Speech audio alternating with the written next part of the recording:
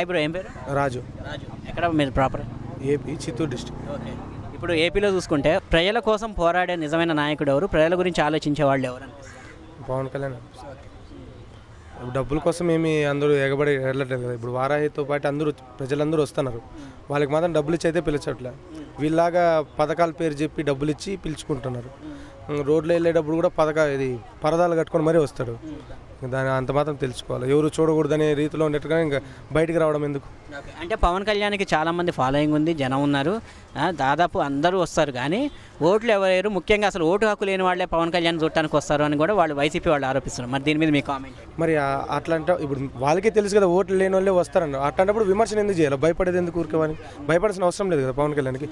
ఇంకా ఒక వారాహి యాత్ర పెడతానంటే దానికి ఆ ఏరియాలో ఉన్న 144 సెక్షన్ పెట్టడం కానీ, ఎంతమంది తిరగాలనేసి, ఇది ఆర్టీఓ ఆఫీస్లో లైసెన్స్ ఇవ్వట్లేదు, ఇది ఇవ్వట్లేదు అని చెప్తారు.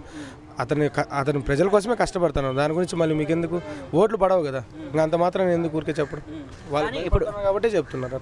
ఇప్పుడు పవన్ కళ్యాణ్ గారు వారాహి యాత్ర ఒక ఆయన కార్యక్రమంలో రూట్ మ్యాప్లో భాగంగా ఏలూరు సభలో ఆయన వాలంటీర్ వ్యవస్థ గురించి, మహిళల మిస్సింగ్ గురించి ఆయన ఒక కామెంట్ చేయడం జరిగింది.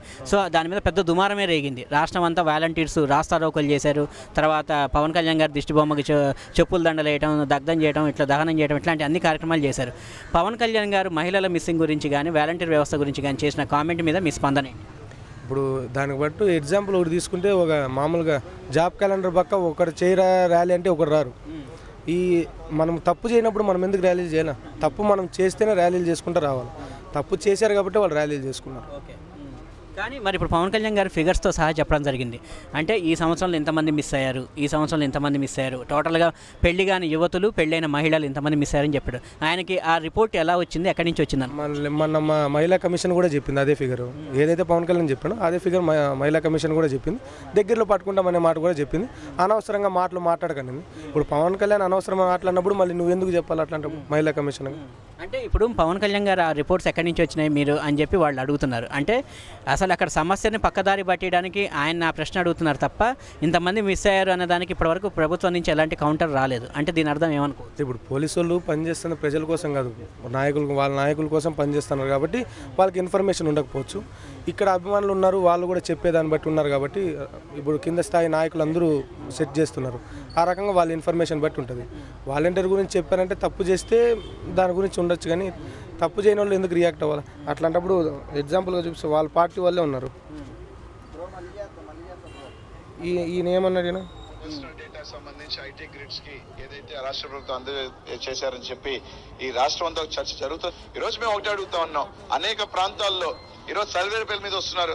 సర్వేల పేరు మీద వస్తున్నారా, లేకపోతే ఇళ్లలోకి వచ్చి ఇంకో దాడి చేసి దొంగతనం చేసుకెళ్తే ఎవడు బాధ్యులు? ఈ విధంగా ఒక మంత్రి ఈ పెద్ద ఆధార్కి సంబంధించిన డీటెయిల్స్ కన్నా ఎవరైనా ప్రైవేట్ వ్యక్తి దగ్గర ఉంటే, మీ బ్యాంక్ అకౌంట్ కు సంబంధించిన డీటెయిల్స్ ఏదైనా ఎవరైనా ప్రైవేట్ వ్యక్తి దగ్గర ఉంటే, ఓటర్ ఐడికి సంబంధించిన కలర్ ఫోటోతో సహా కూడిన డీటెయిల్స్ వేరే ఎవరైనా ప్రైవేట్ వ్యక్తి దగ్గర ఉంటే ఇది క్రైమ్. చెప్పేటివన్నీ శ్రీరంగ నీతులు, చేసేటివన్నీ తమ్ముడు గుడిసెల్లో. ఆయన గురించి ఆయన ముందుగానే ఆయనే చెప్పుకున్నాడు. 24 వాచ్లో పెట్టుకున్నట్లు ముందుగానే ప్లాన్ చేసుకొని ఇట్లా ఎగ్జాంపుల్గా చెప్పుకున్నాడు. ఇంకా చాలా మంది ఉన్నారు. ఇప్పుడు 3 పెళ్ళిళ్ళు అనే మాట అన్నారు కదా, ఇప్పుడు ఇదే దీనికి ఏమంటారు? సంజయంతో మాట్లాడాను, సుఖంతో వాళ్ళకి లేని బాధ మీకు ఎందుకయ్యా? పెళ్ళిళ్ళ గురించి చేసుకుని ఇద్దరు పిల్లలు లేనప్పుడు మరి మీకెందుకు? మేము మీ చెల్లిని చేసుకున్నారా లేకపోతే మీ కూతురుని చేసుకున్నారా? వాళ్ళకి లేని బాధ అన్నప్పుడు మళ్ళీ మీకెందుకు? కానీ అసలు పవన్ కళ్యాణ్ గారు సమస్యల మీద ప్రశ్నిస్తుంటే ప్రతిసారి కూడా సమస్యల మీద జవాబు చెప్పకుండా ఎందుకు ఆయన వ్యక్తిగత జీవితాన్ని టార్గెట్ చేస్తున్నారు? అదే అక్కడ నీకు నిజం తెలుస్తుంది కాబట్టి, అక్కడ వాళ్ళు ఏం చేయలేదు కాబట్టి వాళ్ళు పర్సనల్గా వస్తున్నారు తప్ప, ఏదైనా చేసి ఉంటే ఖచ్చితంగా దాన్ని బట్టి వచ్చేవాళ్ళు. ఏం చేయలేదు కాబట్టి చేశారు.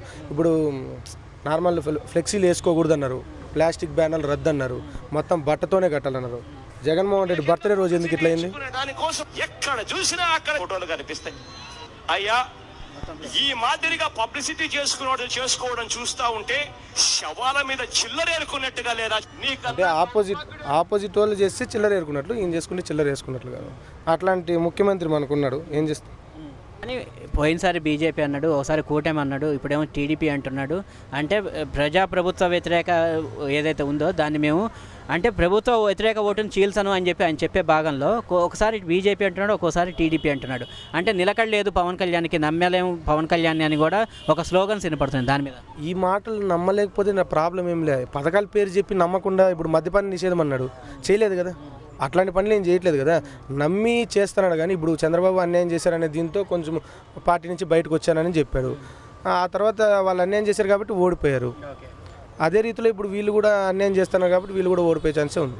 కానీ పవన్ కళ్యాణ్ గారి మీద మొదటి నుంచి కూడా ఇంకొక ఆరోపణ ఉంది. ఏంటి అంటే పార్టీని సంస్థాగతంగా అంటే క్షేత్రస్థాయిలో బలపరచట్లేదు. ఇప్పటివరకు కూడా అన్ని నియోజకవర్గాల్లో అభ్యర్థులు లేరు, కనీసం ఇన్ఛార్జీలు కూడా లేని పరిస్థితి ఉంది. ఓన్లీ పవన్ కళ్యాణ్ ఎంతవరకు నడిపిస్తాడు, పవన్ కళ్యాణ్ ఒక్కడే నిలబడతాడు అన్ని చోట్ల. మరి కనీసం అభ్యర్థులు కావచ్చు, ఇన్ఛార్జీలు కావచ్చు, లేకపోతే గ్రామ స్థాయిలో మండల స్థాయిలో అందరినీ నాయకులను నియమించాలి. ఇప్పటివరకు అదేమీ జరగలేదు.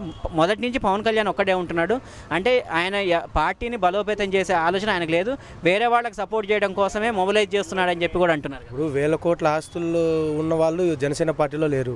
డబ్బులు లేని వాళ్ళు, పేదవాళ్ళు, సమాజానికి ఏదో చేసే అనే వాళ్ళే ఉన్నారు. అది కాకుండా జాబ్స్లో ఉన్న వాళ్ళే ఉన్నారు దాదాపు చాలా మంది. ఇప్పుడు 1000 కోట్ల ఆస్తులు ఉన్నాయి అందరికీ, వాళ్ళు వచ్చి ఖర్చు పెడతారు కాబట్టి ప్రతి చోట అభ్యర్థిని నిలబెడతారు. జనసేనకి అట్లా లేరు కదా. అందుకే ఇప్పుడు వారాహి యాత్ర కానీ ప్రజల్లోకి ఎక్కువ తిరుగుతున్నాడు. ఇంతకుముందు 2019లో తిరగడానికన్నా ఇప్పుడు 80% ఇంకా ఎక్కువ తిరుగుతున్నాడు.